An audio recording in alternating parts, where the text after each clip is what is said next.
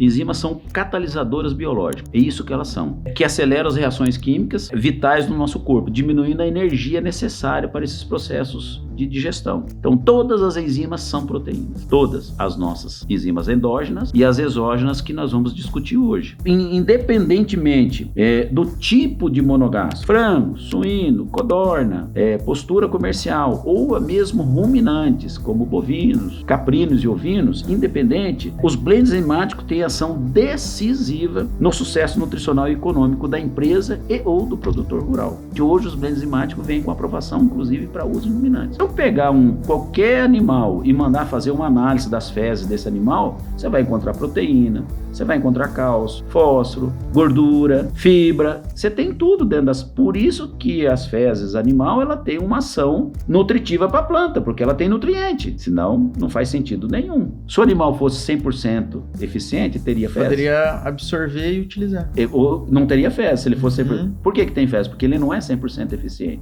No episódio de hoje, então, nós recebemos Nilton Borges, ele que esteve aqui conosco, trouxe conceitos fundamentais e elementares relacionados a enzimas, que são utilizadas aí na nutrição de aves, suínos, bovinos, que estão aí no radar nos últimos anos, e ele trouxe conceitos atualizados, falando sobre sustentabilidade, a importância dessas enzimas na nutrição. Convido você a assistir esse episódio.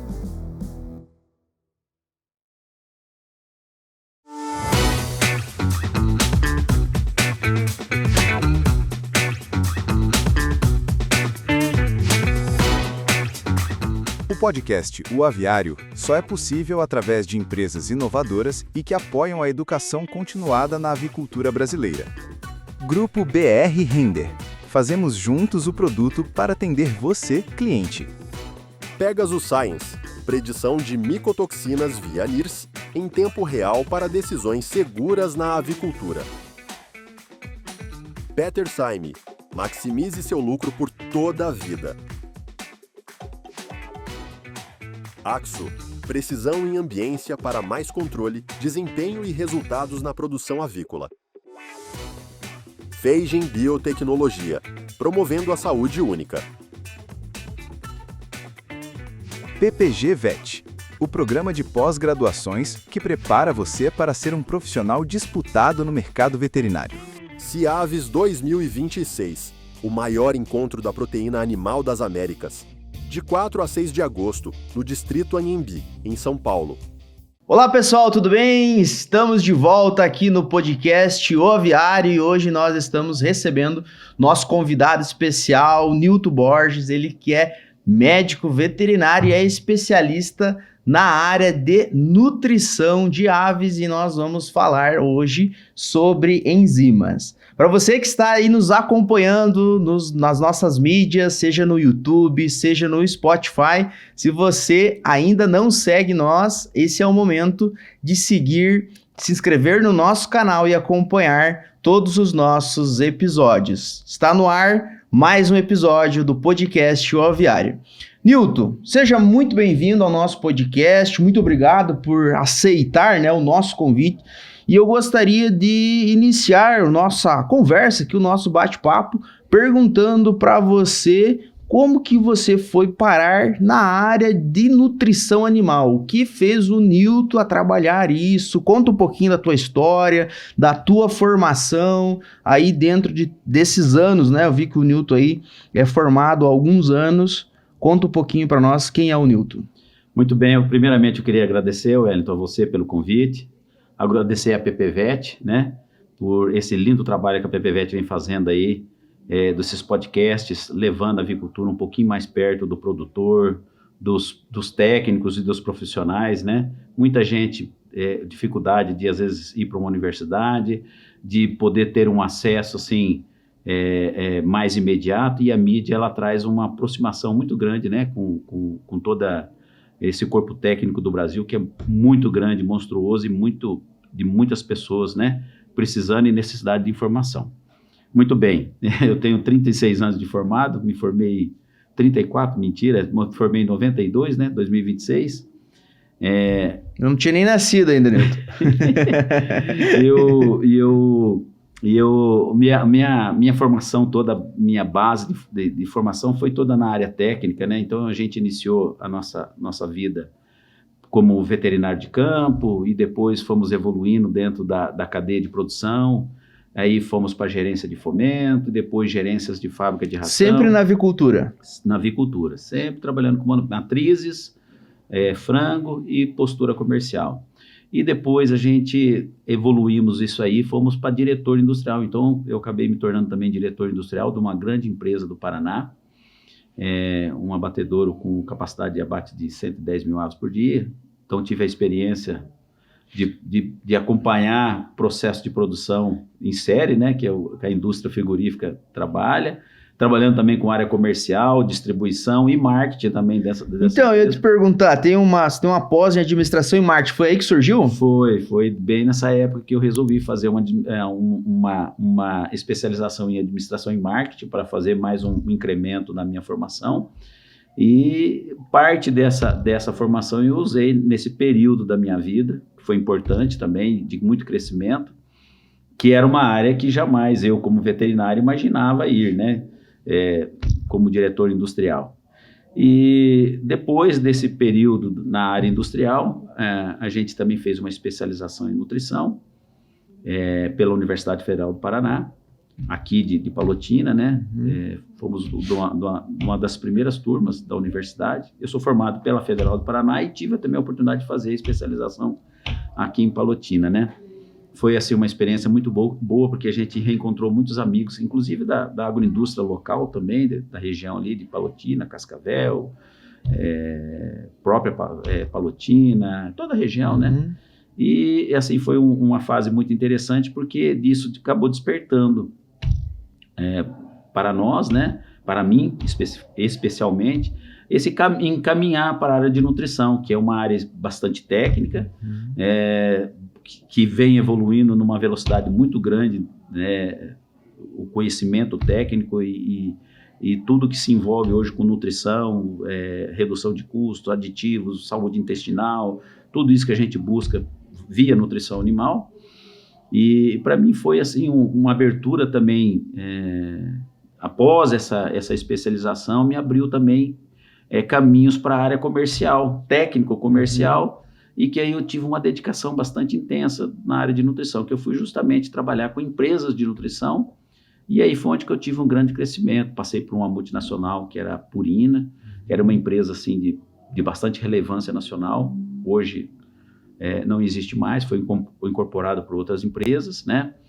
Mas ela teve assim uma história muito grande nos Estados Unidos e no Brasil como divisor de águas em nutrição, processo de pelletização. Então era uma empresa que tinha muita tecnologia, muito know-how, e isso me deu também muito know-how na área de nutrição. Aí depois a gente foi passando por outras empresas de nutrição e hoje nós estamos como gerente nacional de aves da Nutramix, uma empresa sediada em Chapecó, a matriz, mas que nós temos hoje 12 unidades distribuídas no Brasil.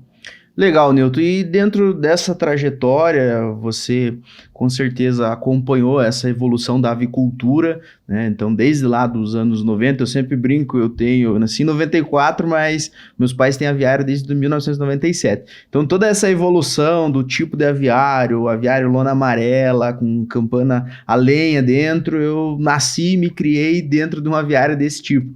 Então eu brinco, eu tenho 32 anos, mas eu tenho quase 30 anos, 29 anos aí dentro da avicultura, né? Então, mas isso levou a gente perceber essas mudanças, e que bom, né? Cada vez mais, e agora com o advento de mais tecnologia, mais informação, internet, agora a inteligência artificial chegando, enfim...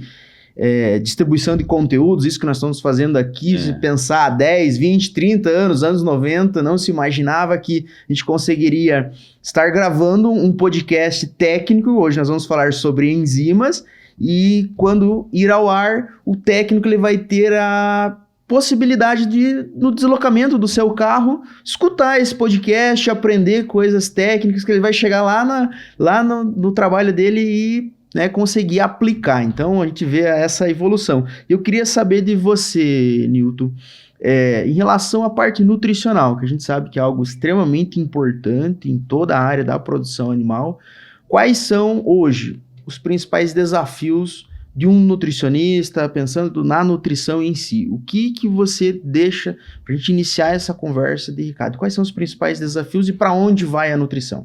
Eu acho assim que, na minha opinião, o grande desafio para a nutrição e para o nutricionista é buscar o balanço entre resultado zootécnico e custo. O técnico, o profissional em nutrição, ele precisa ter essa sensibilidade, conhecer a necessidade da empresa, o que ela precisa, o que ela busca, porque cada empresa tem um objetivo diferente. Então, esse conhecimento, primeiramente, do objetivo da empresa, da condição da empresa, o nutricionista poder delinear essa nutrição para essas aves.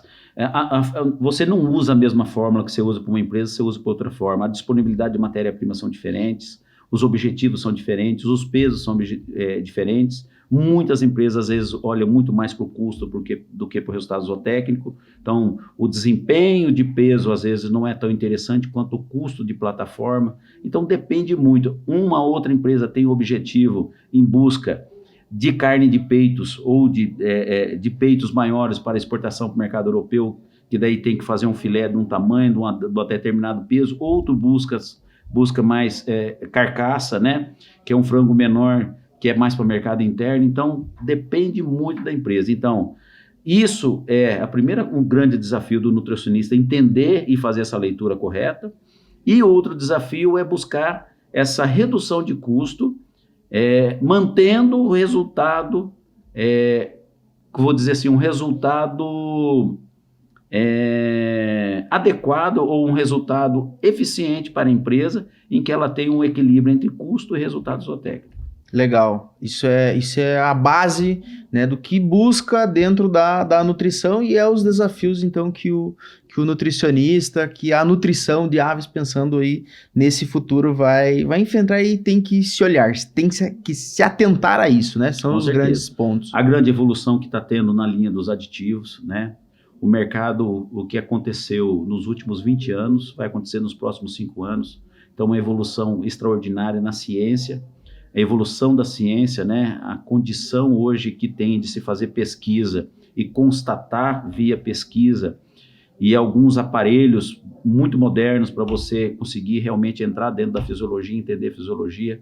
Então, assim, hoje a gente tem uma condição de evolução, de pesquisa e de certificação do que nós estamos fazendo muito superior ao que eu tinha 20 anos atrás. Aliás, há 20 anos atrás, centro de pesquisa era muito limitado, muitas coisas a gente fazia a nível de campo e nós tirávamos as nossas conclusões de campo. Então, eu ia testar um produto no campo, eu mesmo fazia o acompanhamento e não funcionou? Nós tirávamos as nossas conclusões, porque o acesso à pesquisa era muito pequeno, né? A gente você tinha que ter ido para grande censo para ter acesso à pesquisa. Tinha que pagar para ter acesso a um artigo científico. Exatamente, pagar. Diferente do que vocês estão fazendo hoje, o acesso ao conhecimento simultâneo, rápido, né? Em que as pessoas têm a informação, como você disse, né? Dirigindo um carro, né? Há quase 40 anos, o Grupo BR Render atua no setor de subproduto animal para gerar valor para você, nosso cliente.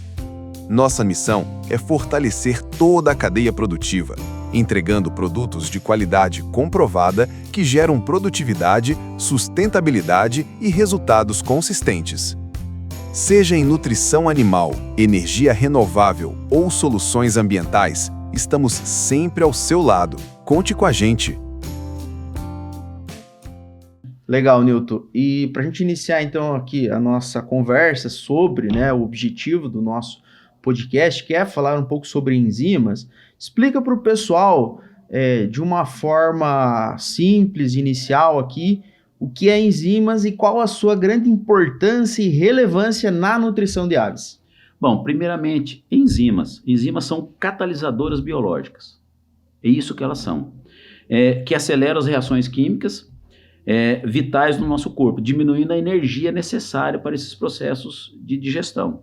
Então, todas as enzimas são proteínas. Todas as nossas enzimas endógenas e as exógenas que nós vamos discutir hoje, né?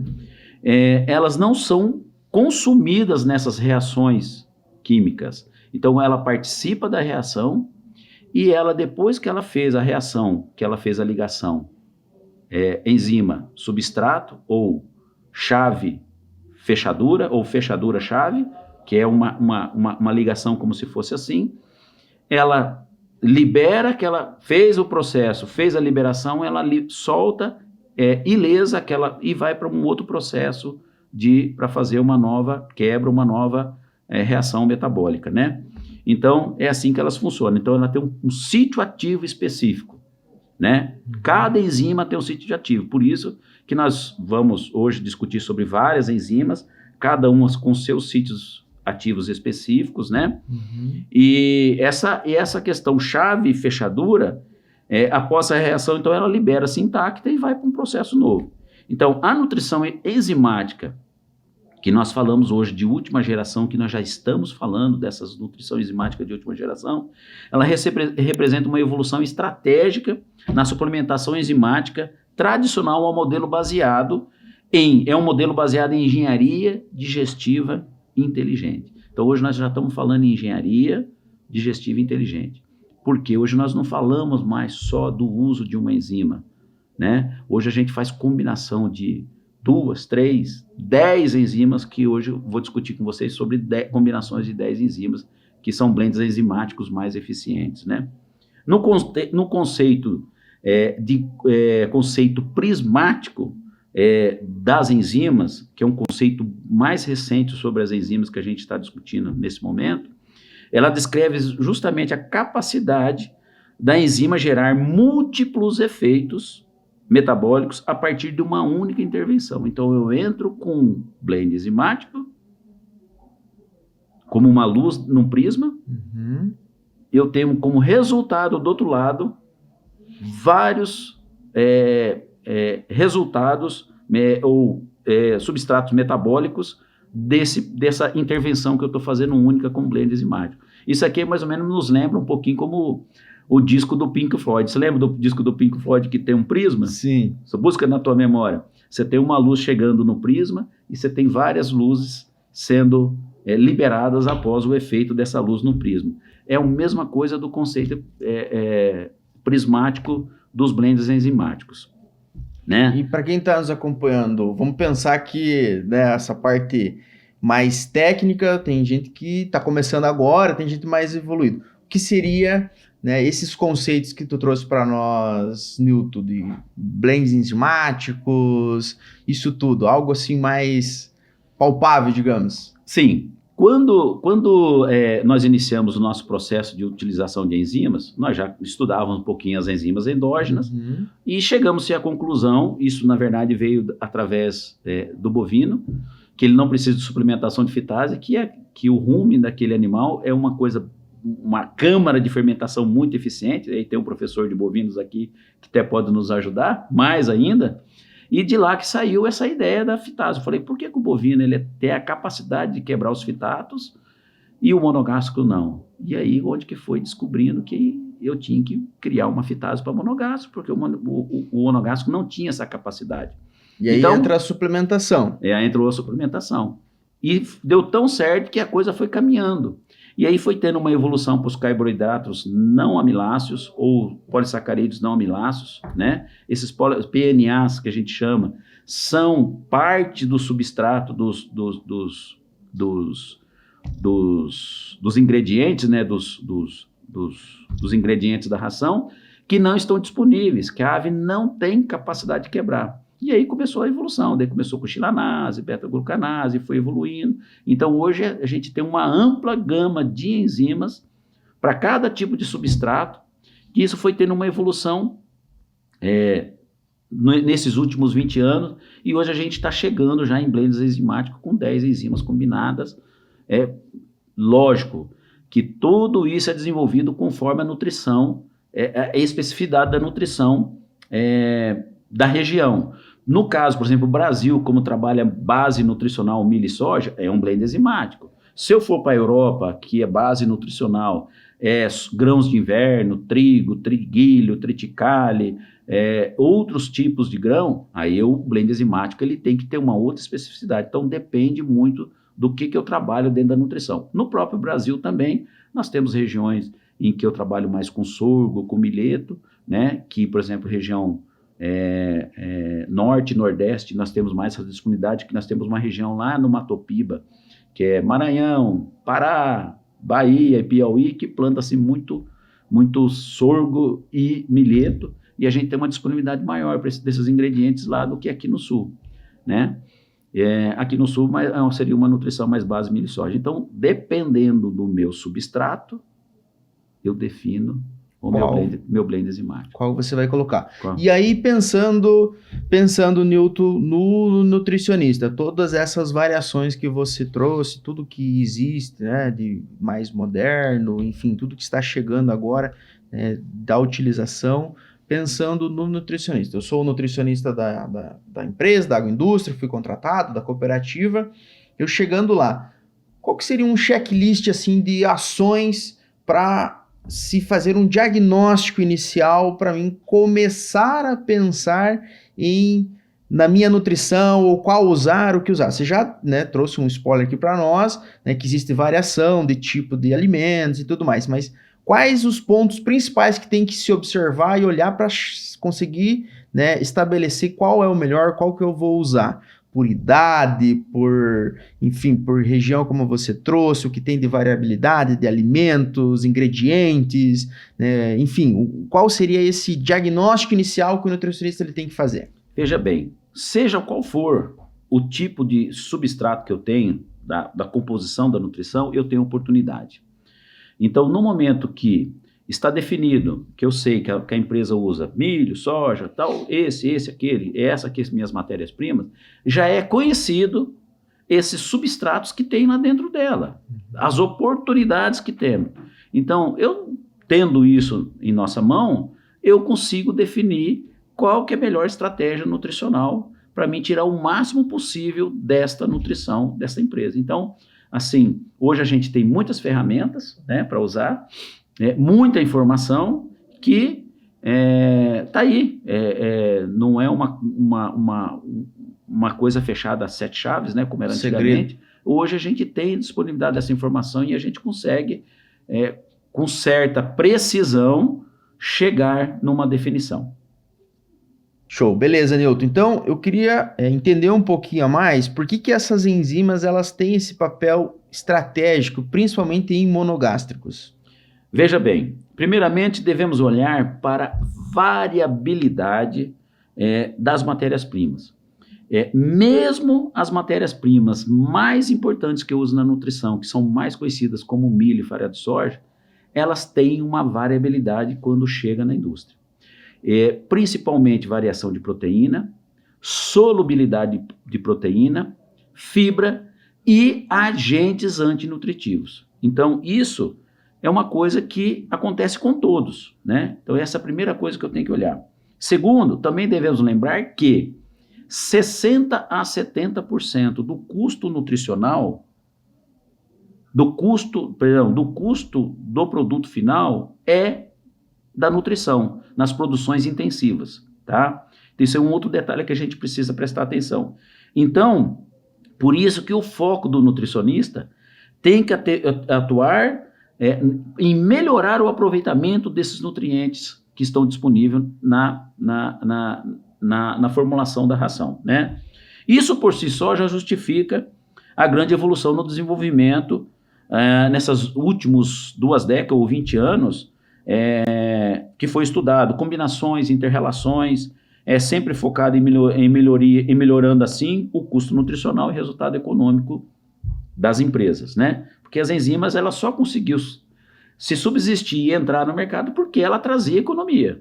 Uhum. Quando nós começamos esse negócio há 20, 25 anos atrás, ninguém estava preocupado com o meio ambiente. Estava preocupado com custo, redução de custo e melhoria na lucratividade da indústria. Basicamente era isso. Isso é a realidade do Brasil, né? Estou falando do Brasil. Enfim, independentemente do tipo de monogástrico, frango, suíno, codorna, postura comercial, ou mesmo ruminantes, como bovinos, caprinos e ovinos, independente, os blends enzimáticos têm ação decisiva no sucesso nutricional e econômico da empresa e ou do produtor rural. Então, inclusive os blends enzimáticos sendo utilizados para nutrição de ruminantes também, coisa que há pouco tempo atrás é até proibitivo falar isso para ruminante. Hoje os blends enzimáticos vêm com aprovação, inclusive, para uso em ruminantes, com termoestabilidade, com estabilidade dentro do rumen, com grande parte dessas enzimas fazendo bypass, que no momento que cai dentro do intestino não é mais ruminante, aí passou a ser monogástrico novamente. Saiu do rumen, caiu no intestino, virou monogástrico novamente. É só achar uma forma de não quebrar ali. Exatamente. Então, isso é uma coisa importante para a gente pensar e quebrar alguns paradigmas, porque nós, na avicultura, quebramos muito paradigma nesses últimos 20, 25 anos. E a bovinocultura está começando a quebrar esse paradigma. Fitase é um caso à parte, não se discute, mas nós temos carboidratos importantes que funcionam para ruminantes e lipase também para ruminantes. Então, existem algumas oportunidades de crescimento. Legal. E quando a gente faz essa classificação das enzimas, né, como que você classifica essas enzimas, né, conforme ao seu substrato, seu ingrediente? Bom, quando a gente olha, por exemplo, hoje um blend enzimático composto por 10 enzimas, normalmente hoje o que se fala no Brasil, isso é uma coisa muito recente, sendo falado no Brasil, porque sempre se falou no uso de proteases únicas. Hoje nós já temos disponíveis blends de proteases que são base protease ácida, neutra e alcalina. Por que ocorreu essa evolução? Antigamente, ou a gente usava uma ácida ou uma neutra, depende da empresa, trazia esse tipo de protease ou aquele tipo de protease. A Europa aconteceu uma evolução muito grande nesse sentido, né, principalmente na Europa e na China, e começou a se rever a questão do conceito nutricional para a ação das proteases. Por quê? Eu começo o processo de digestão da proteína já no momento que a ave ou o suíno colocou na boca. Já começa o processo. Cai no estômago, é acelerado esse processo, e na hora que vai para a parte intestinal eu tenho. E eu tenho diferentes pH. Se cai no estômago, qual que é o pH do estômago? 2,5 a 3,5. Se for para a parte intestinal, eu tenho a pH de 6,5 a 7,5 lá no final, no intestino grosso, ou no seco das aves. Então, as proteases, se eu tenho essas proteases divididas em 3 ações de pHs diferentes, eu tenho mais oportunidade de ação dessa protease durante todo o processo digestivo. Então, para atuar sobre o substrato proteína, né? Eu ganho eficiência. Se eu trabalho somente com uma protease ácida, minha oportunidade é pequena. O processo de digestão ácida é 2 horas.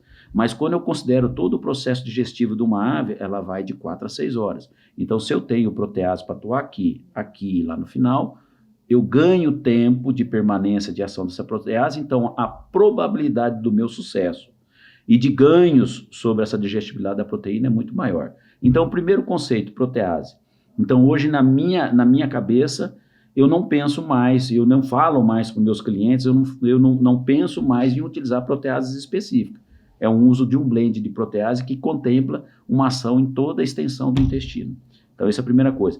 Lembrando que cada protease dessa também libera um tipo de aminoácido, ou alguns tipos de aminoácido. Então, a protease ácida libera alguns tipos de aminoácido.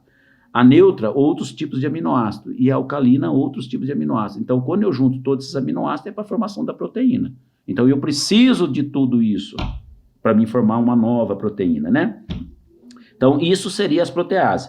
Cada protease dessa específica é produzido por um fungo específico, por uma cepa específica, com um RG específico. Cada protease dessa é produzida ela individualmente, purificada individualmente, e depois eu faço a combinação dela como se fosse fazendo um premix, que eu boto X de vitamina ácida, X de vitamina neutra, X de protease alcalina, vitamina não, de protease.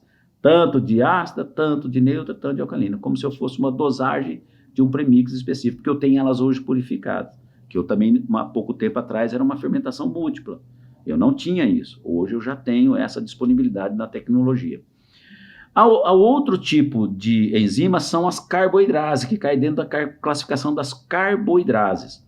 Elas atuam especificamente em cima dos polissacarídeos não amiláceos, certo?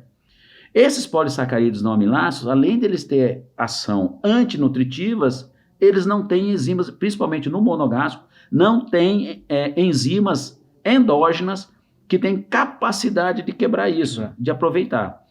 E todo o carboidrato, ou as carboidrases, são açúcares complexados. No momento que eu consigo quebrar isso, eu gero energia gratuita que já está lá dentro presente, que eu não vinha aproveitando. Então aí entra a discussão da xilanase, que atua sobre os arabinoxilanos, a beta-glucanase, que atua sobre os glucanos, aí eu tenho a pectinase, que atua sobre a pectina. Aliás, a pectinase é uma enzima extremamente importante de uso dentro de um blend enzimático. A pectinase, ela é classificada dentro das enzimas como a enzima abertura ou a chave de abertura de exposição dos substratos que estão dentro da pectina, protegido pela pectina. Então a pectina está envolvendo tudo isso que eu estou te falando. Então quando eu quebro a pectina, eu exponho para a ação das outras. Ela é uma facilitadora das ações das outras enzimas. Muito interessante a ação da pectinase. A celulase sobre a celulose, a amilase sobre o amido e a mananase sobre os mananos. Tem outras? Tem, mas basicamente essas são as mais importantes. E também, hoje a gente traz para discussão, também a lipase, que era uma coisa que há pouco tempo atrás nós não discutia, uma ação sobre a gordura. Então eu tinha gordura lá dentro da nutrição e eu não usava nenhuma enzima para melhorar a quebra dessa gordura. E lembrando que, se eu pegar qualquer animal e mandar fazer uma análise das fezes desse animal, você vai encontrar proteína, você vai encontrar cálcio, fósforo, gordura, fibra, você tem tudo dentro das... Por isso que as fezes animal, ela tem uma ação nutritiva para a planta, porque ela tem nutriente, senão não faz sentido nenhum. Ela é uma matéria orgânica, a sobra do processo digestivo, da ineficiência do processo digestivo. Se o animal fosse 100% eficiente, teria fezes. Poderia absorver e utilizar. Não teria fezes se ele fosse 100%. Por que tem fezes? Porque ele não é 100% eficiente. Então, é um resquício do processo da ineficiência digestiva. Por isso que tem oportunidade. Então, a lipase, hoje também, a gente está trazendo o conceito da lipase para mim melhorar a disponibilidade da energia, que é um substrato que particularmente ou praticamente nós não atuávamos. Estava esquecido, eu estava muito focado dentro da fitase, protease, carboidrase, e a gordura, o extrato etéreo, estava ali esquecido no cantinho. E hoje nós estamos olhando para ele também. Então é busca da eficiência todos os dias.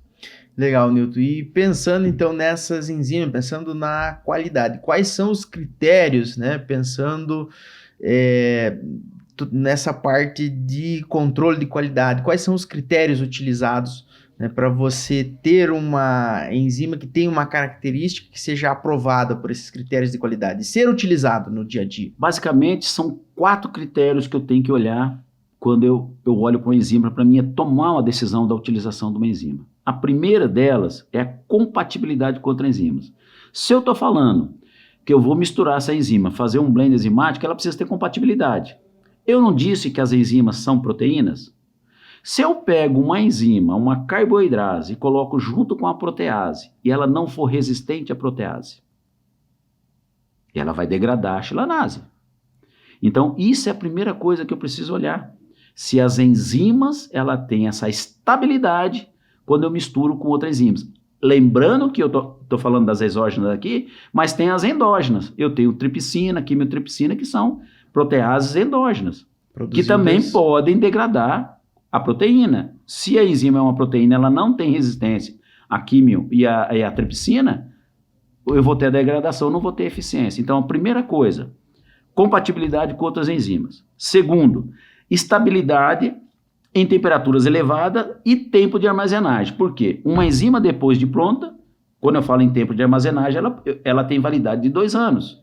Ela precisa ter uma estabilidade. A protease que eu medi hoje, aqui, que eu terminei de produzir daqui 2 anos, ela precisa ter um nível de garantia de eficiência.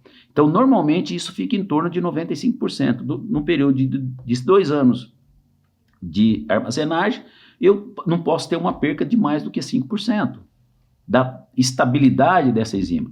E a outra coisa é estabilidade em temperaturas elevadas, porque a grande maioria das agroindústrias, as maiores agroindústrias, hoje peletizam suas ações. Como é que eu vou usar uma enzima se ela não tiver termoestabilidade? E isso serve para as proteases, para as carboidrases, para a lipase, para a fitase ou qualquer enzima que eu for usar dentro do meu processo de produção. Então, estabilidade em temperaturas elevadas. Terceiro, estabilidade na mistura com outros ingredientes. Lembrando que um blend enzimático ele vai ser colocado dentro da nutrição. Dentro da nutrição eu tenho macros, ingredientes, microingredientes, aditivos, vitaminas, minerais, ácido, etc, etc e tal. Se ela não tiver estabilidade e compatibilidade com esses outros ingredientes, eu posso ter perca da estabilidade dela e da funcionalidade dela. Então eu perco na minha previsibilidade de resultado, porque toda enzima, quando eu coloco dentro da nutrição, ela vem com a matriz nutricional, Wellington. E aí essa matriz nutricional está colocada lá dentro do programa de nutrição. Então eu estou dizendo, quando eu botei esse blend enzimático, ele vai me liberar X de energia, X de proteína, X de cálcio, X de fósforo, enfim, X de aminoácidos, está lá, pré-estabelecido. Por isso que ela entra, diminui o custo da formulação, que eu estou fazendo uma previsibilidade disso, que na verdade isso foi tirado de trabalho científico, tudo embasado em trabalho científico. E aí se ela não tem estabilidade, eu perco. Então quer dizer que aquilo que eu fiz, a minha previsão, não acontece. O que vai acontecer no campo? Primeiro, não vai acontecer o que eu esperava, o resultado zootécnico não vai ser o esperado. Porque normalmente, quando você lança a mão de uma ferramenta dessa, primeira coisa que eu busco, redução de custo. Então o meu cliente ele vai olhar para a redução de custo. Segundo, que eu mantenha o meu resultado zootécnico ou melhore o meu resultado zootécnico. Porque se eu prejudicar o resultado técnico, o que o meu cliente vai olhar? Eu falei, não, esse aqui não serve para mim. Ela me deu redução de custo aqui, mas me prejudicou o resultado lá. Eu tenho menos carne, piorei a conversão, enfim. Tudo isso está interligado. Então, estabilidade na mistura com outros ingredientes.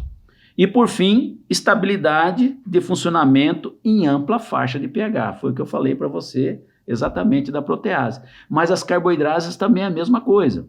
As carboidrases, todas de um modo geral, elas funcionam dentro do intestino, da parte inicial, média e final, do intestino delgado como um todo. Essa é a grande área de faixa de utilização dela. Então eu preciso ter que elas tenham uma estabilidade de pH entre 6,5 e 7,4. Normalmente elas estão com estabilidade entre pH de 5 até 7,5, 8. Então a estabilidade dela é maior do que o pH que está dentro do intestino. E a gente olha isso muito. E isso vem na garantia da enzima que nós estamos tomando a decisão de uso. A lipase, por exemplo, ela tem estabilidade de pH 2,5 até 12. Então a lipase funciona desde o início lá do processo digestivo até o finalzinho. Então é uma das enzimas mais estáveis que a gente conhece, né? Então basicamente são esses 4 coisas que eu preciso olhar na enzima para mim tomar a decisão que essa enzima realmente vai me dar o resultado esperado. Legal, Nilton. E quando a gente pensa, né, em matéria-prima, a gente sabe que os alimentos, como você já trouxe, né, tem variabilidade, isso altera, mas de um tempo para cá, com a adição, principalmente de DDGs ou subprodutos ou algo nesse sentido, na adição das dietas, quando a gente pensa em enzimas, o que é melhor, né? A enzima isolada, trabalhar com um pool de enzimas, né? Ou trabalhar com um blend de enzimas? Qual que são as vantagens ou desvantagens nesse sentido? O grande assunto do momento no Brasil é falar sobre DDGS. E essa matéria-prima está entrando muito forte no Brasil. Hoje nós temos regiões do Brasil muito forte no uso do DDGS na nutrição de monogástrico. Antigamente isso era só destinado para ruminantes. E o mercado foi se tornando tão especializado que nós temos hoje DDGS com 42% de proteína, né? Então, assim, uma evolução enorme nesse tipo de matéria-prima, com estabilidade dela e repetibilidade, né? Com garantia dela, né? Com padronização, não repetibilidade, com padronização da matéria-prima. Então, quando a gente fala em DDGS, o DDGS, como o milho, como soja, tem os mesmos problemas que qualquer outro. Não dá para mim pensar em enzima isolada. Eu tenho proteína, eu tenho carboidratos, PNAs, polissacarídeos não amiláceos, eu tenho extratetéreo, então eu tenho que olhar como qualquer outra matéria-prima, então não dá para pensar isoladamente nela. Então quando a gente olha, por exemplo, um DDGS, até trouxe aqui uma anotação, ele varia de proteína de 30% a 42%. Então eu tenho 30% a 42% de proteína nesse produto, hoje para uso para nutrição. Ele tem extratetéreo de 6 a 10%. Ele tem fibra detergente neutro, que a fibra detergente incorpora todas as fibras ou os carboidratos, 34% a 36% é fibra detergente neutro. Sendo que desta fibra está distribuída em 35% a 55% de arabinoxilanos, oportunidade para xilanase. Bom, proteína para as proteases, extratetéreo para a lipase. E os carboidratos que eu falei para você aqui, as fibras detergente neutro, os arabinoxilanos, de 35 a 55 para xilanase. Celulose, 10 a 20 para celulase. Lignina para a pectina. O que eu passei batido aqui? 20 a 30% de celulose. Então, para celulase. De 10 a 20% para lignina. Certo? Outras hemicelulose, como glucanos e manano, então a beta-glucana e a mananase, de 5 a 15%. Então eu tenho oportunidade em todo. Quando eu abro a matéria-prima que eu olho, eu tenho oportunidade em todos os momentos, né? Então, quando decidimos lançar mão de uso de uma matéria-prima dessa, ou qualquer outra, nós falamos de DGS, mas, por exemplo, no sul aqui, eu tenho farelo de arroz, com grande disponibilidade de farelo de arroz. Então, depende da região, eu tenho essa ou aquela matéria-prima. Então, devemos pensar em blends enzimáticos, sim, que contemplem a sua composição de enzimas e possam trabalhar nesses nutrientes.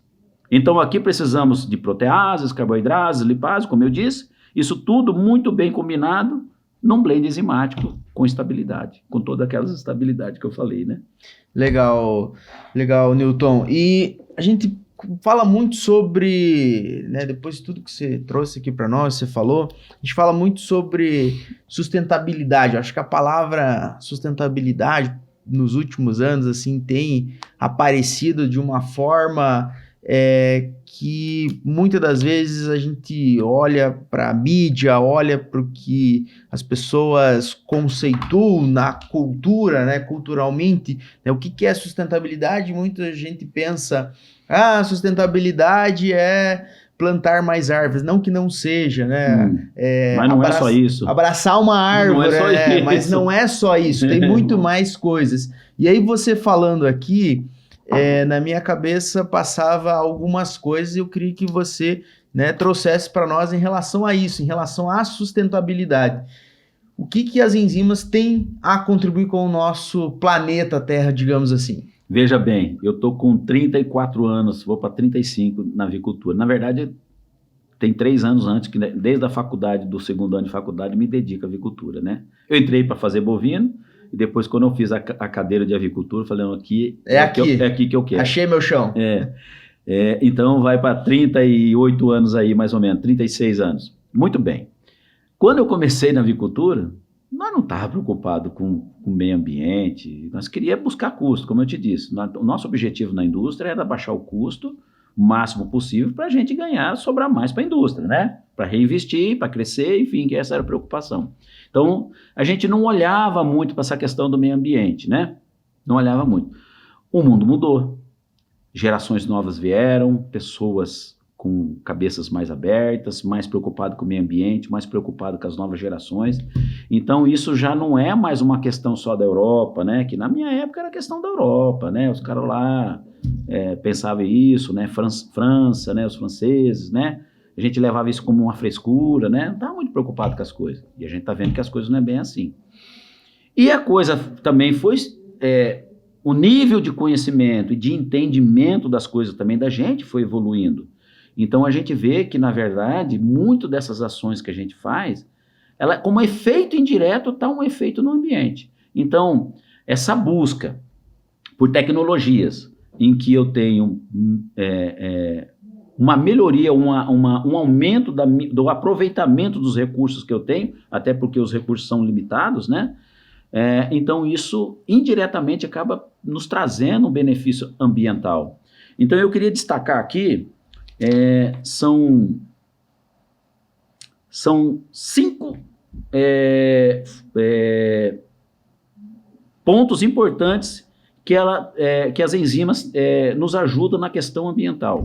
A primeira delas, que nós já falávamos isso há 30 anos atrás, que é a redução da excreção de fósforo. Então a fitase, ela vem, principalmente para monogástrico, melhorar a quebra do fitato, então melhorar a absorção do fósforo que está encapsulado dentro do grão do vegetal, e acaba disponibilizando isso para a ave, então eu utilizando menos recursos, como o fosfato bicálcico, e utilizando também menos farinha de carne, porque a farinha de carne e o fosfato de cálcio, não só como um subproduto da indústria, mas a gente busca nele o cálcio e o fósforo dentro da farinha de carne, que são subprodutos da indústria de abate de bovinos, né? E vísceras de aves e de penas e etc e tal. Então, qual que é o resultado ambiental disso? Menor inclusão de fosfato inorgânico na ração, menor excreção de fósforo nas fezes e redução do risco de eutrofização dos rios e lagos, que é a contaminação dos rios e lagos. Então, esse é o primeiro ponto, né? E isso a gente já vem fazendo há muito tempo, isso aí. Lógico que a gente precisa valorizar isso mais, porque muita gente às vezes acha que a gente não está fazendo, mas hoje a nutrição não se fala mais em usar uma nutrição sem fitase, né? Isso já é ponto pacífico, né? Não tem mais o que discutir. Segundo, redução das excretas de nitrogênio. Enzimas como protease e chilanase, elas aumentam a digestibilidade da proteína, consequentemente dos aminoácidos, certo? Resultado ambiental disso, menor excreção de nitrogênio, menor produção de amônia nas granjas, melhoria da qualidade do ar. Amônia, se teu pai tinha granja, você sabe o que é amônia, né? Você sente dentro da granja. E redução da contaminação do solo e da água. Então, isso seria o segundo ponto. Terceiro, menor emissão de gases estufa. Quando eu aumento a digestibilidade dos nutrientes, eu preciso de menos alimento é necessário para produzir a mesma quantidade de carne e de ovo. E a menor desperdício de nutrientes. Então, eu tenho mais eficiência nutricional. Então, na verdade, o meu ganho ambiental, eu ganho de graça isso, porque eu já tenho toda essa eficiência que eu estou tendo da nutrição. Resultado ambiental disso, menor pegada de carbono por quilo de produto produzido e menor consumo de recursos naturais, porque eu estou melhorando a eficiência. Quarto ponto que a gente destaca aqui, melhor aproveitamento de ingredientes fibrosos. Enzimas como beta-mananase, glucanase e celulase permite maior utilização de subprodutos agroindustriais como DDGS, farelo de trigo, farelo de arroz, farelo de girassol, farelo de canola, que são subprodutos da indústria, germe de milho, tem N matérias-primas que acaba abrindo um leque para nós de entrada dentro da nutrição, que se eu não tiver uma enzima adequada, eu acabo perdendo o resultado zootécnico, né? Então isso é um ponto importante. Qual que é o resultado ambiental disso? Maior aproveitamento de coprodutos da indústria, que são tudo coprodutos, né? Menor desperdício de matéria-prima e economia circular mais eficiente. Eu consigo fazer uma economia dentro do circuito melhor, né? E o quinto ponto, que é a redução da produção de dejetos. Ao aumentar a digestibilidade, menos matérias-primas é eliminada nas fezes e menor volume de resíduos por unidade produzida. Então, qual que é o resultado ambiental? Menor carga orgânica de dejetos, menor potencial de geração de odores, porque tem menos fermentação, tem menos substrato, e manejo ambiental mais simples. Quando a gente olha a visão moderna de sustentabilidade, quando eu estou olhando para as enzimas, então hoje as enzimas são consideradas uma das principais ferramentas para reduzir a pegada ambiental da produção animal. Isso não é demagogia, está aqui, é comprovado. Científico. É científico. Em frangos de corte, poedeiras, suínos, etc., a combinação de fitase, chilanase, protease, mananás, etc., pode reduzir significativamente a excreção de fósforo, nitrogênio e matéria orgânica, além de permitir o uso de ingredientes alternativos sem perda de desempenho, que é o grande objetivo. Eu quero utilizar o ingrediente alternativo para reduzir custo, mas eu não quero perder o desempenho, né? Em termos práticos, cada ponto percentual na melhoria da digestibilidade representa menos nutrientes sendo desperdiçados e mais nutrientes convertidos em carne, ovos e leite, o que torna a produção mais sustentável e ambiente responsável. Então, basicamente é isso. Então, as enzimas, sim, quando eu olho as ferramentas e as possibilidades que ela me traz, além de redução de custo, manutenção ou melhoria de resultados zootécnicos, são essa pegada ambiental muito forte. Legal, isso é importante, a gente sabe o quanto é importante trabalhar isso, esses conceitos, mostrar também para o mundo, não só o nosso mundo da avicultura, mas o mundo geral do trabalho que é feito, do trabalho que é desenvolvido. Muitas das vezes é julgado, é falado, mas tem muita coisa boa sendo desenvolvida, criada, tecnologia, né, ciência, estudo. Eu acho que isso é muito importante, trazer para o mundo técnico, mas também mostrar para o mundo externo, né, que existe muita sustentabilidade, existe muito trabalho científico, existe muita técnica sendo aplicada e cada vez mais, acredito muito nisso, que a gente vai ser mais eficiente, a gente vai conseguir evoluir. Diante disso, Nilton, que a gente falou, que você trouxe, né, a gente está aqui conversando, né, a respeito das enzimas, o que você vê em relação a essa questão da nutrição, principalmente pensando em uma nutrição de precisão? Eu acredito que dentro da área de produção animal, aves e suínos estão, né, a ano-luz aqui, como você falou, que bovinos, enfim, ou agora entrando a parte de piscicultura também, no Brasil, né, já estão bebendo desta fonte de conhecimento, né, para se moldar ali dentro, não só da nutrição, mas pensando em sanidade, pensando em conceitos, né, aplicados, biosseguridade, aplicados a outra área, né, a parte de ambiência, né, de controle de ambiente. Nós damos um show realmente quando nós pensamos, né, dentro do cenário de produção animal, das principais espécies de produção. E como que você enxerga essa nutrição de precisão, né, para os próximos 10, para os próximos 20 anos, né, e se as enzimas elas seguirão nesse radar, se as enzimas aí, né, têm uma perspectiva maior, o que você vê, o que você traz, qual que é o recado que você deixa aqui para os nossos ouvintes? Veja bem, commodities não mudarão no mercado interno e no mercado global. Essa disputa por commodities, preço do commodity estabilizado, isso aí não vai mudar. Então hoje, acontece qualquer coisa lá fora, afeta todo mundo aqui. E isso serve para todos. E não é só no Brasil que acontece isso, é no mundo, né? Então isso não vai mudar. E cada vez mais a concorrência interna e externa dos produtos que eu produzo se tornarão muito mais acirradas. Então, cada vez mais eu vou ter que buscar eficiência nutricional para o aproveitamento melhor dos recursos que eu tenho disponíveis, dos mesmos recursos. Eu, com o mesmo recurso, eu vou ter que fazer mais. Isso é o desafio, né? Portanto, enzimas evoluirão muito mais, trabalhos científicos, comprovações acadêmicos de campo irão acelerar em uma velocidade nunca vista antes. Nunca vista antes. O que nós fizemos nos últimos 20 anos vai acontecer nos próximos 5, 10 anos. Então, tudo que a gente aprendeu agora, muitas dessas coisas nós vamos ter um reaprendizado e entender interações que ainda nós não conhecemos, né? Então, principalmente nessa questão de funcionamento, substrato, resultado, diminuição de efeitos antinutricionais, ela vai ter uma evolução significativo com essa evolução da ciência. A visão mais moderna sobre enzimas na nutrição animal é que elas deixarão de ser vistas como liberadoras de nutrientes e passarão a ser considerados como moduladoras do ecossistema digestivo. Então essa é a visão que nós já estamos tendo hoje. Isso eu já estou tendo essa visão hoje.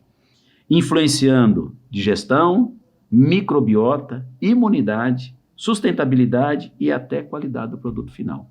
Então, através das enzimas, Hoje eu já consigo fazer isso, mas isso vai ter uma evolução exponencial nos próximos anos, né? Então, quando eu olho para esta evolução, ela pode se dividir em 8 oportunidades que nós temos para os próximos 10 anos ou 5 anos. Primeiramente, as enzimas sendo usadas na liberação de nutrientes para modulação intestinal, modulação da imunidade mesmo. Quando eu coloco a xilanase dentro da nutrição, ela vai atuar sobre os arabinoxilanos. Como resultado do processo nutricional disso, da quebra, eu tenho um substrato que é gerado, além do açúcar, que eu quebro, que eu tiro, ele gera um substrato que chama xilo-oligosacarídeo, chama-se XOS.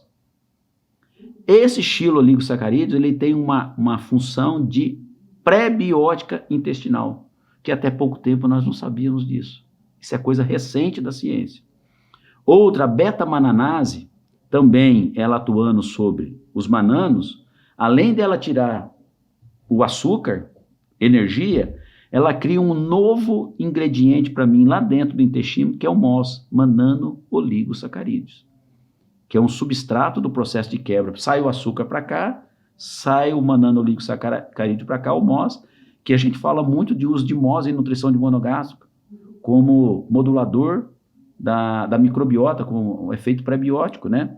Então, isso é um dos grandes pontos para a gente precisa ser lembrado. Esses compostos atuam como pré-bióticos, favorecendo bactérias benéficas, né? Segundo, enzimas desenhadas para ingredientes específicos. O futuro aponta para enzimas desenvolvidas para DDGS, farelo de soja, canola, girassol, milheto, sorgo, farelo de arroz. Enzimas específicas para cada nutriente ou para cada matéria-prima, né? E também enzimas de precisão, ou seja, a biotecnologia já permite desenvolver enzimas com maior termoestabilidade, que é o que nós discutimos no começo do nosso podcast, maior resistência a pH gástrico, porque se ela não resistir ao pH, passou pelo pH do estômago, como é que ela vai atuar no intestino? Então ela precisa ter resistência a pH. Atividade direcionada a substrato específico. Eu já falei que a enzima é substrato específico. Isso já é conhecido. E cada vez isso mais vai ser estudado. A tendência é que essas enzimas sejam produzidas por engenharia genética. As proteases já é feito dessa forma, engenharia genética. As carboidrases ainda não. São fermentações, né? Para atuar exatamente sobre os polissacarídeos não amiláceos, predominantemente em cada ingrediente, né? Então, essa é outra. Quarto ponto que a gente precisa lembrar, que é a sinergia com a microbiota. Então, as enzimas, ela vai ter uma sinergia com a microbiota. A próxima geração de pesquisa está focada em enzima mais probiótico, enzima mais pós-biótico, enzima mais ácidos orgânicos. O objetivo é construir uma microbiota mais eficiente e resiliente. Saúde intestinal, nós estamos falando aqui.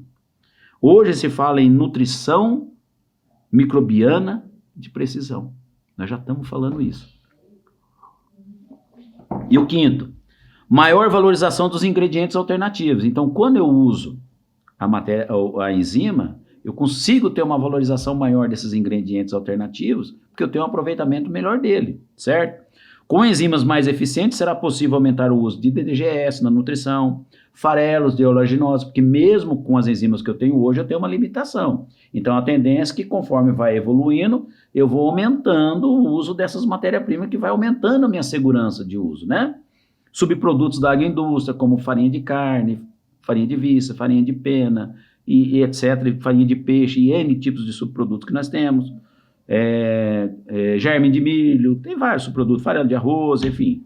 Ingredientes regionais que eu posso usar, por exemplo, aqui, vou para Santa Catarina, eu tenho muito farelo de arroz. Vou para o norte, centro-oeste, tem muita indústria de DGS, então eu tenho uma disponibilidade muito grande dessa matéria-prima. Eu não posso perder a oportunidade de eu não usar isso na nutrição, então eu tenho que buscar a alternativa. Isso reduz custo, melhora a sustentabilidade da cadeia produtiva, né? Então esse seria o quinto item. Sexto item, que a gente gostaria de comentar. Redução do uso de antibiótico. Eu não falei que a xilanase e a mananase, um produz o XOS, que é o xilo-oligosacarídeos, e a beta-mananase, o MOS. Então, só por aí eu já entendo que eu vou ter uma melhor microbiota lá. Então, vai reduzir a antibiótico, ter mais saúde intestinal. As proteínas também, as proteínas digeridas, quando eu aumento a digestibilidade da proteína, eu tenho menos substrato lá dentro do intestino. Essa diminuição de substrato diminui o crescimento das bactérias não benéficas, né? Ou maléficas, né? Fermentação, eu diminuo a fermentação indesejável, porque eu tenho menos substrato. E diminui o crescimento de bactérias patogênicas. Então, consequentemente, menor desafio sanitário, melhoria da integridade intestinal e menor dependência de antimicrobianos. Se eu tenho melhor integridade intestinal, eu tenho melhor eficiência nutricional. Então, eu não tenho só o ganho da nutrição, eu tenho o ganho da saúde do animal, né? Do gasto energético para as inflamações, para as oxidações que acontecem. Então, tudo isso diminui. E o sétimo, o uso da inteligência artificial, que você comentou no começo. Sim, inteligência artificial. Uma tendência emergente é o uso das IAs.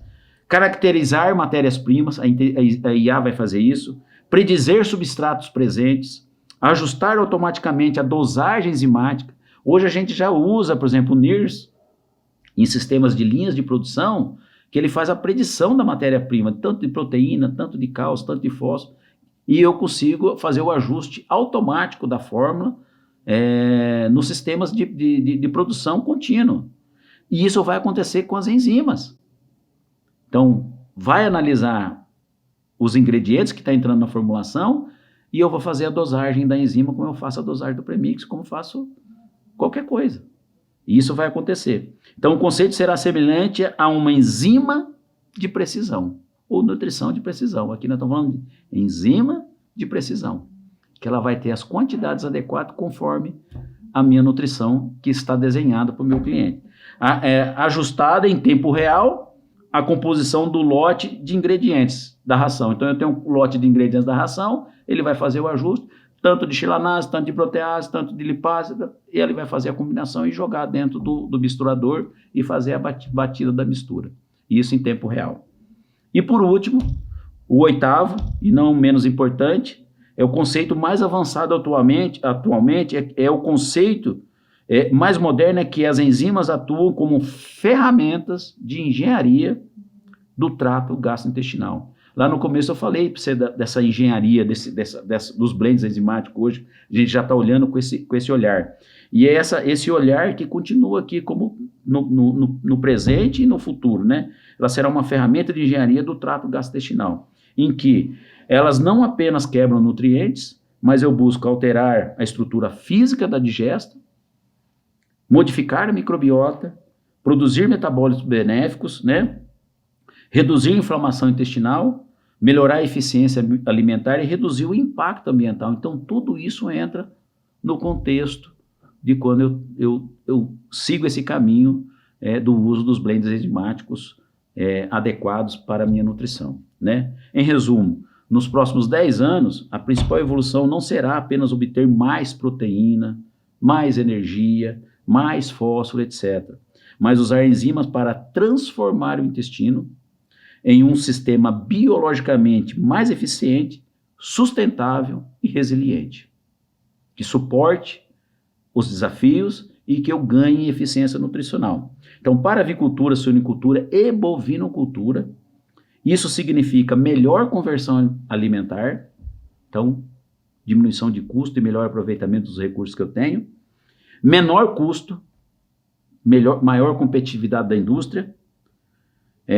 menor pegada ambiental na produção animal também. Então, eu ganho de todos os lados quando eu tomo essas decisões. Legal, Nilton. E é muito bom quando a gente grava um podcast nesse sentido, que traz, né, conceitos extremamente atuais e além de trazer o que existe hoje, que estão sendo usados, que estão sendo aplicados lá no campo, que existe de mais novo, de mais atual, trazer essa visão a longo prazo. Para onde nós estamos indo? Para onde isso vai evoluir? E é algo que a gente sempre julga importante e relevante, e é o que o Nilton trouxe para nós aqui dentro do nosso episódio, para vocês que estão nos acompanhando, você que está assistindo aí pelo YouTube, você que está nos escutando aí no Spotify, que está aí, né, se deslocando talvez de uma granja para outra, né, que está aí tirando um tempinho para estudar sobre o assunto, se atualizar. E esse é o nosso objetivo, levar conteúdo extremamente atual e uma perspectiva futura. E a gente viu aqui no nosso episódio com o Newton a importância das enzimas, os conceitos, né, que são fundamentais, que são elementares. Nós vimos também, né, em relação à sustentabilidade, né, em relação a onde essas enzimas atuam, né, quais são os pontos importantes de se olhar, de se observar, que o nutricionista tem que ter isso na ponta da língua, afiado, e é muito legal isso que o Newton trouxe para nós, que eu acredito muito, e nós temos aqui também um curso de nutrição específico para bovinos de leite, e eu acredito muito também nisso, que é essa utilização da tecnologia, de ferramentas, de IA, para ajudar a tomada de decisão. Isso que o Newton comentou, né, algo já acoplado ali na produção, que é algo que vai identificar imediatamente, corrigir imediatamente. Nós não temos tempo para erros, né, Newton? Você que trabalha com nutrição de precisão, ainda mais na avicultura, que é algo, né, estamos a ano-luz.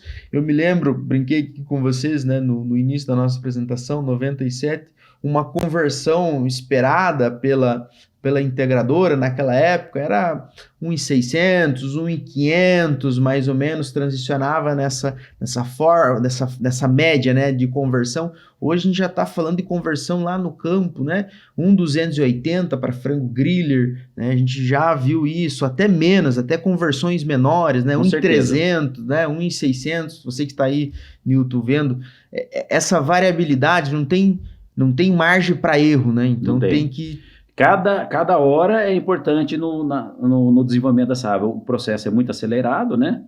E não dá para perder, né? Por isso que tudo que a gente pensa que quando você vai tomar uma decisão nutricional, a gente está pensando em integridade intestinal. Ali acontecem todas as reações metabólicas. A parte mais importante do nutricionista que ele precisa olhar é para o intestino da ave, processo digestivo, entender de fisiologia, né? Essa é a coisa mais importante que eu tenho que estar olhando. Por isso que as minhas decisões têm que estar voltadas para isso.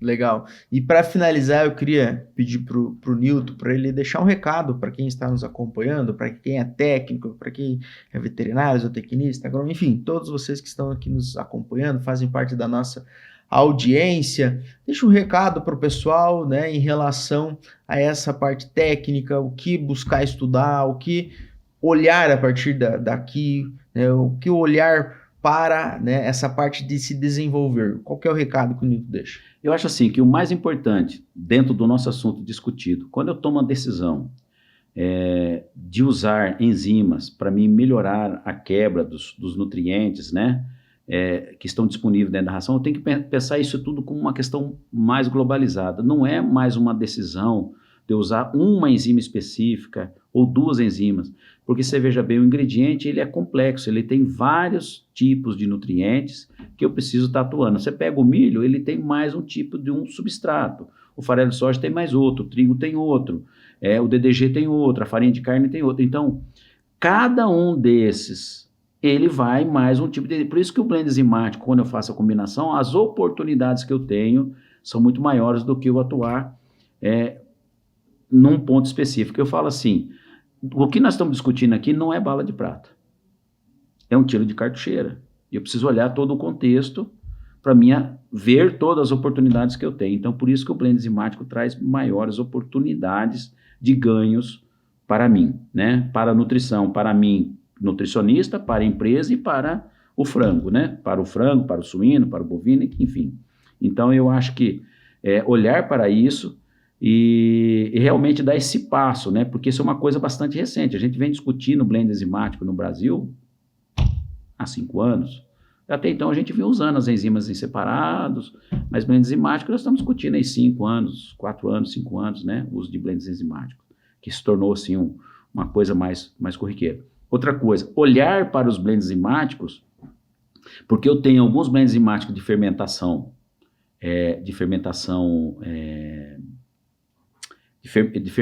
única, né? Que de um processo de fermentação eu tiro várias enzimas, e eu tenho fermentações individuais, em que eu tenho as enzimas purificadas. Qual que é o melhor? Eu usar um blend de fermentação múltipla, o conceito certo, ou usar as enzimas de fermentação purificadas, em que cada tanque de fermentação eu tenho produção específica de uma enzima. O que se torna mais eficiente? Primeiramente, a fermentação múltipla, se eu fizer uma fermentação agora, eu tenho uma combinação de enzimas. Se eu faço a fermentação daqui 30 dias, que eu tenho um clima um pouquinho mais quente, mais chuvoso, mais isso, eu tenho interferência externa e eu tenho mais produção de outras enzimas. E isso é real. Por isso que muitas vezes um blend enzimático de fermentação múltipla, num momento eu tenho um resultado muito bom, na outra não tão bom, e eu tenho mais oscilação. Quando eu trabalho com as enzimas purificadas, que é a questão dos blends enzimáticos que nós estamos discutindo, que são os blends enzimáticos mais modernos, que é como se eu estivesse fazendo um premix, eu faço a dosagem das enzimas de cada uma, então eu tenho garantia dessas enzimas individuais dentro do meu blend enzimático. O meu resultado, eu tenho muito mais repetibilidade, porque eu tenho muito mais segurança que eu tenho todas aquelas enzimas esperadas nas quantidades mínimas estabelecidas na minha matriz nutricional, para cada uma me dando a liberação, atuando em cada substrato e me dando as liberações esperadas. Então, isto é uma coisa importante para vocês olharem quando tomar a decisão do uso de um blend enzimático, se é enzima purificada ou se é fermentação múltipla. Isso muda muito o jogo. E a segurança do nutricionista também.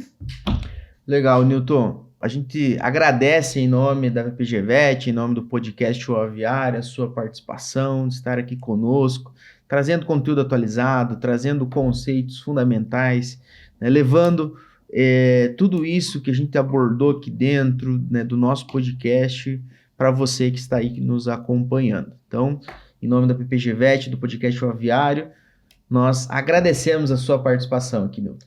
Eu gostaria, primeiramente, de fazer um agradecimento para a Nutramix, que é a empresa que eu trabalho, que disponibilizou meu tempo para me vir aqui para participar com vocês. Para mim foi uma honra, né? E agradecer a você, Wellington, pelo convite. Agradecer ao professor Antônio também, que fez essa intermediação para a gente poder estar aqui com vocês. E agradecer a PPG-VET. E dizer para vocês que eu sempre estarei disponível quando vocês acharem oportuno, a gente está à disposição para vir fazer uma nova discussão. Foi a primeira minha, né? Então, não sei como é que a gente se saiu aí, mas a gente tentou ser o mais claro possível e trazer as informações mais recentes para as pessoas, para as pessoas que estão assistindo, né?